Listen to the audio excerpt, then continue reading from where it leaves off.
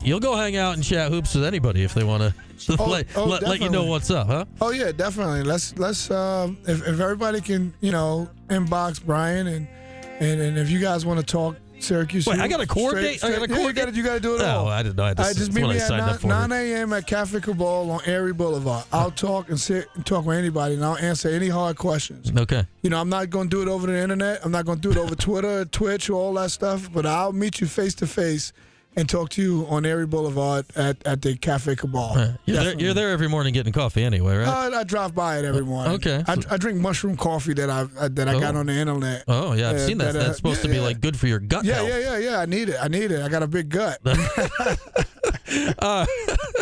Okay. Yeah, that pops up on my Instagram feed. It's trying to tell me something. All right, so last night, obviously the defense was a mess. It was not a good night defensively. What happened? I mean, how do you look back at that? You got to give credit to Miami first and foremost. They are just playing with house money. Where they are in terms of what's going on in that program thus far, and it's just one of those things where they just play with nothing to lose, and they just went out there and executed their game plan, and their game plan was, you know what, we're going to try to outscore you, and we just couldn't get the amount of necessary stops that we needed to win in the game. When you look at the stops, I mean, you could hear it. We haven't played any of it back yet. We just haven't had time yet. But you could hear in Red's post-game press coverage last night. That's right after the game. He was just beyond frustrated in that. What goes into that?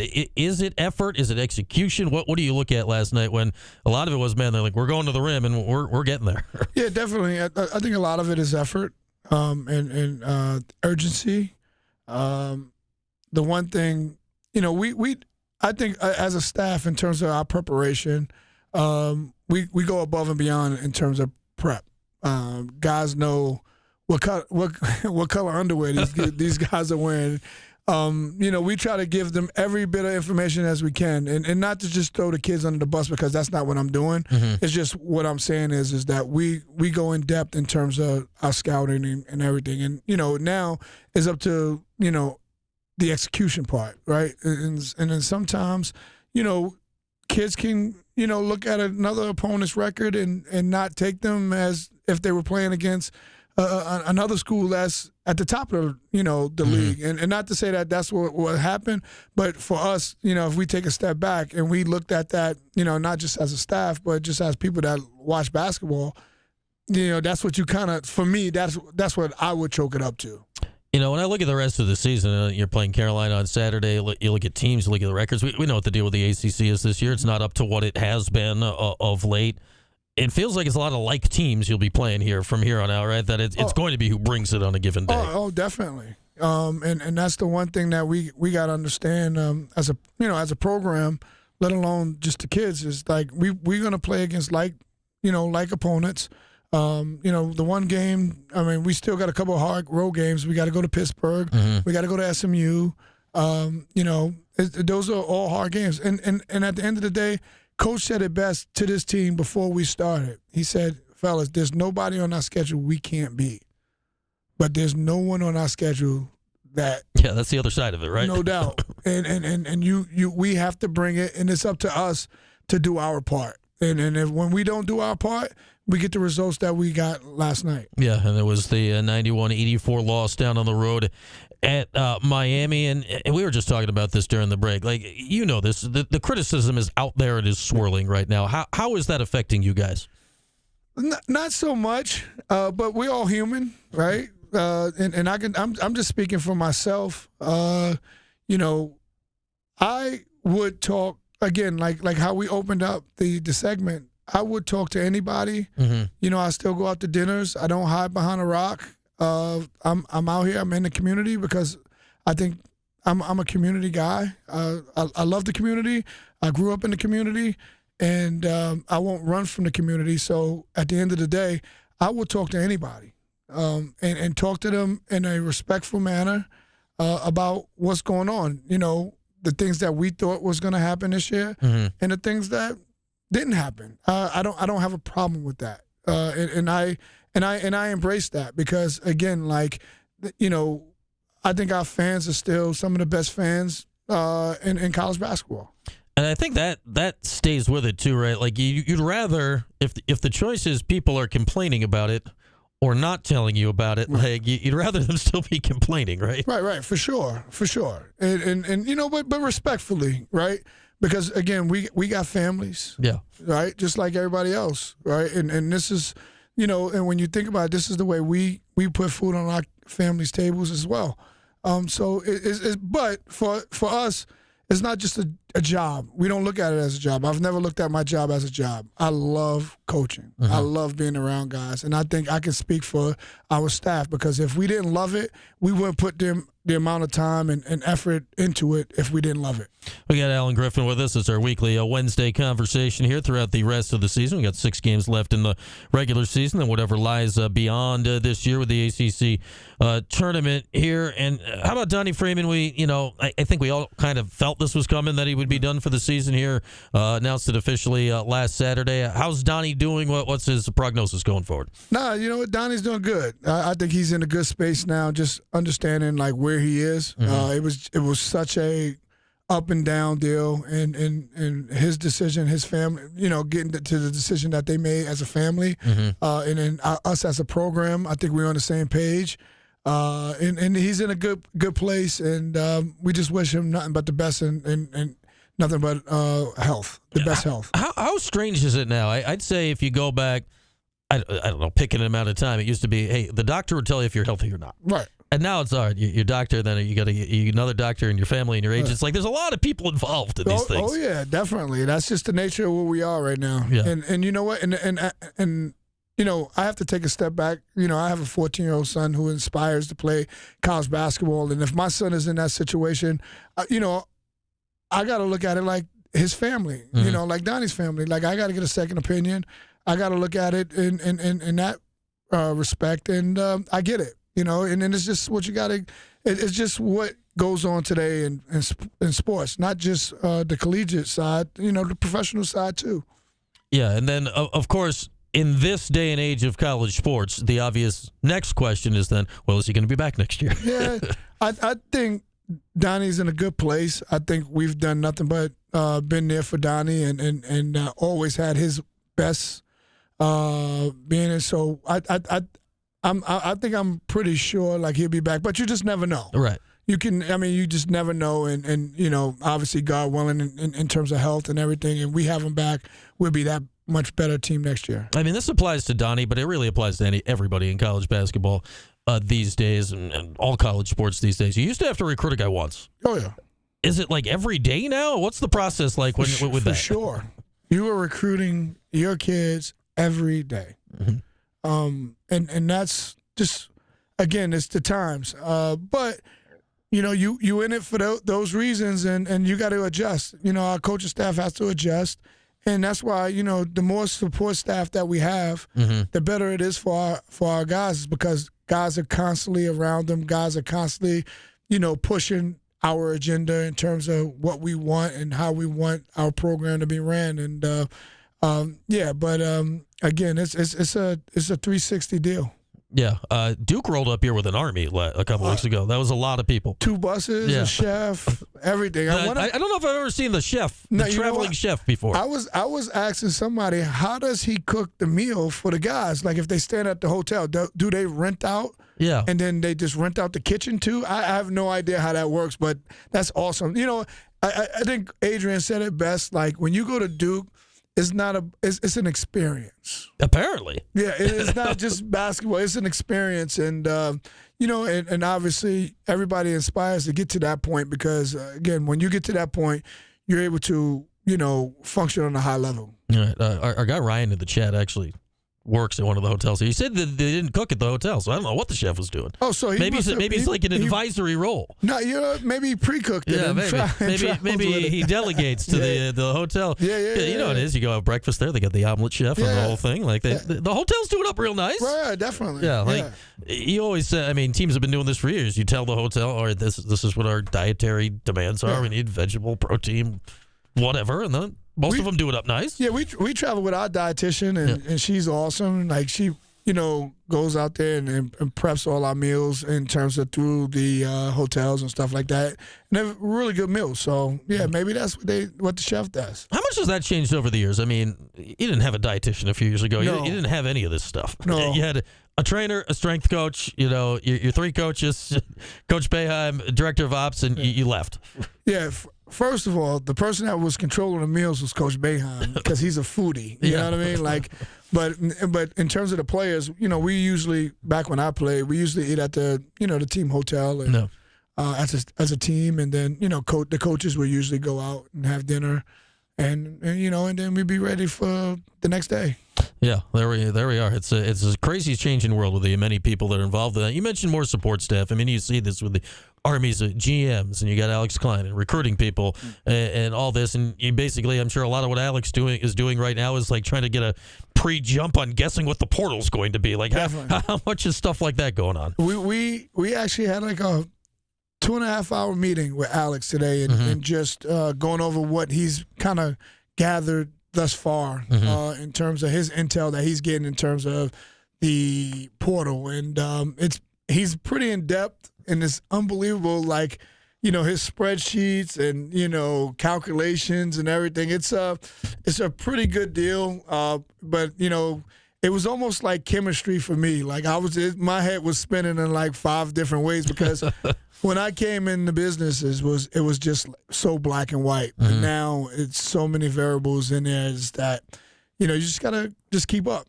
Try to keep up. Somebody asked me in the chat, when was it? It was, I don't know, post game or pre game or something recently. Well, who should Syracuse go after in the portal? I'm like, I don't know. I don't know who's in the portal. Yeah, we don't know. It's like, well, just pick something. Like Cooper Flagg. Go get Cooper. He's pretty good. We don't know. Maybe Wemby. Go get him go get him from the Spurs.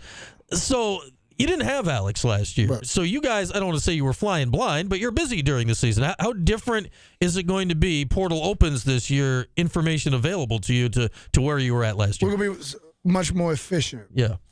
Because, when we picked out the guys that we have, and this, it was one of those things where a name would come up to one of us as a staff member, and we'd be like, all right, throw his synergy on. Yeah. And then we would watch him on synergy and be like, oh, we probably could use him in here. We could probably use him here.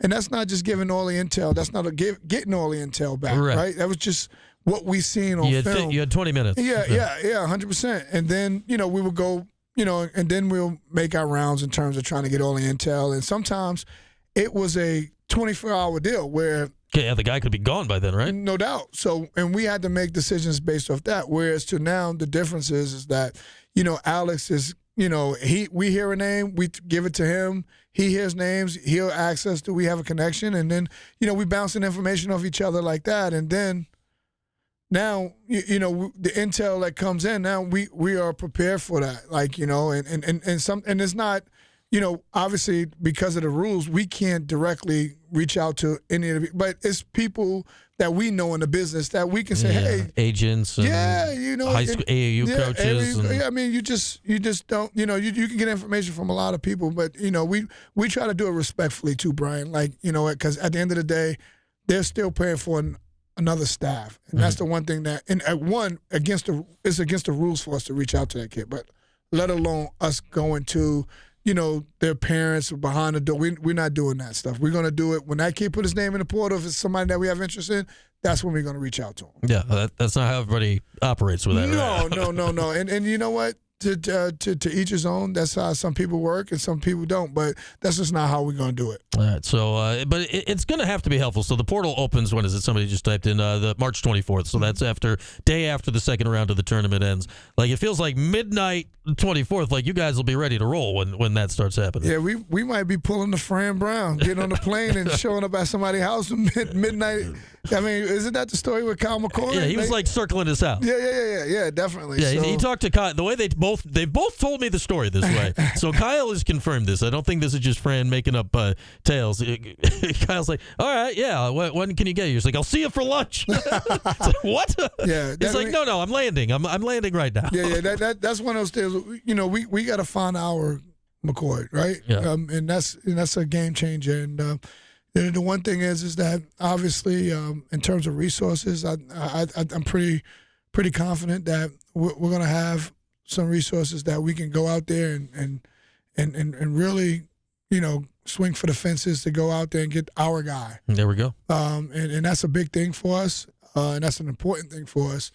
And I'm very, very confident that we'll be able to go after that guy and get that guy. Because, hey, we know everyone's excited about Kyan Anthony and Sadiq White, and that's great. Right. But you can't win without the portal, right? Right. The portal, I mean, when you look at the top teams in the country, the portal's done them well. Oh, yeah. Like Duke, two of their top 6 guys are portal guys, right? Yeah. You look at Alabama, it's a lot of them. Yeah, you look at Auburn, right? Yep. Like these. I mean, I don't know the tie. I stopped looking at that stuff. But it's the portal has been very, very, very good for a lot of programs, and hopefully we can do a good job in it. All right, we got Griff here. It's Carolina coming up on Saturday. Obviously, they're struggling a bit to their standards this year as well. What are you seeing out of the Heels for the Saturday? Still Carolina, yeah, right? They still got really good players. I think this Carolina team is not as physically gifted as the teams in the past. Armando Bacot finally left after 17 years in college. Yeah. I felt like that guy's been in college. My son is 14 years old, and I think he was in college for 14 years. Because that's all my son talked about was Bacot. Can we guard Bacot down in the post? But still talented. Still got the player of the year last year's player of the year and R.J. Davis. R.J. Davis. So I mean, they got Ian Jackson, who's a talented freshman. They just got a talent. They got talent more so at the guard position, more so than the inside. So they're still going to pose challenges for everybody that they play, and we just got to be ready to play. Yeah, how tough is Davis? I mean, his stats are down across the board from last year. Obviously, they don't quite have the inside presence as they did with no Bacot. What's he doing this year? Is it just all the attention's on him, or what's the deal? Yeah, all the attention's on him, and they don't have that. They don't really have that inside guy that softens up your defense. Yeah, that they've had for 30 years. Yes, 100%. You flip to us. Part of the reason JJ's having the year he's having is because we can throw the ball into Jair or Eddie. And they attract a lot of attention, so that softens up your defense. So like this year's Carolina team they don't have that presence as much, and that's where all the attention is at with RJ. I want to ask you about Eddie before we let you go here, Griff, because early in the season, obviously he was struggling with the back and conditioning, and I think it's even more apparent now what he was dealing with then because he's seemingly not dealing with it anymore. What have you seen out of him now, healthy here the last few weeks? Eddie has pop. Yeah. Right? Like, it's just a pop to him where, he's going out there rebounding at a high level. He texted me the other night. We were talking. He was texting, and he circled like he was, top 5 in the league in rebounding. And I was like, that's it? And he said, you know what, Coach, you're right. Like he's not one of those guys that, go back. Like he's like, he wants more for himself. And I think that's what he's just playing at a high level, and hopefully he can continue playing, these next 6 games, which we need all 6. He just got to keep playing. He's playing at a high level, though. Yeah, he's, double-doubles basically every game here, going back a month now, give or take. All right, Griff, anything else before we let you go? Sometimes you got burning things you want to get off your chest here. I do got a burning thing, and this is like no disrespect to nobody other than there's just no disrespect, excuse me. And the crowd that stayed for our game against Boston College, really appreciate it. And we really appreciate all the people that come to the game. But it just especially from me to that crowd that stayed, because they were the difference. When we went down 7 and we got the free throw box out where we got the foul for Chris Bell to go to the free throw line, it just got loud in there. And it felt like it was 25,000, 30,000 people, and we needed that. And our guys needed that, and we need them the rest of the year. And hopefully we can continue to get the support that really support us and want us to do well. I look back at the game, and go figure that it's less than a week ago we didn't even talk about that game, that I get it. It was not a cleanly played game for the most part. Not at all. It seems very strange to leave a triple overtime game early. Yeah. I mean, some people trying to beat traffic. I get it. Maybe dinner-esy? I don't know. Dinner-esies. I get it. You know what? And again, I'm appreciative for them to even come to the game, right? I think that's first and foremost. But those people that stayed there for those 3 overtime games, because we gave those people so many heart attacks, right? It was, up 2, down 7, up 3. It's just one of those things where they stayed with us, they stuck with us, and we really, really appreciate that. You were giving me heart attacks, Griff. We had the crunch game was coming. We had a lot going on here in the radio where we had to move things around. It kept getting later. It's like, when's the post game? There was a lot happening here, Griff. All right, man. Good to see you as always. We'll do it again next week. All right. All right, definitely. What do you got Tuesday? It's Carolina. What's after Carolina? I totally forgot. Yeah.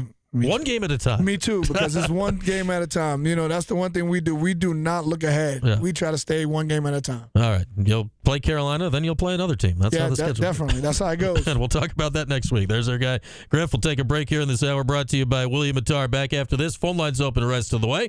315-437-7644. Back next year on Q Sports Talk and ESPN Radio.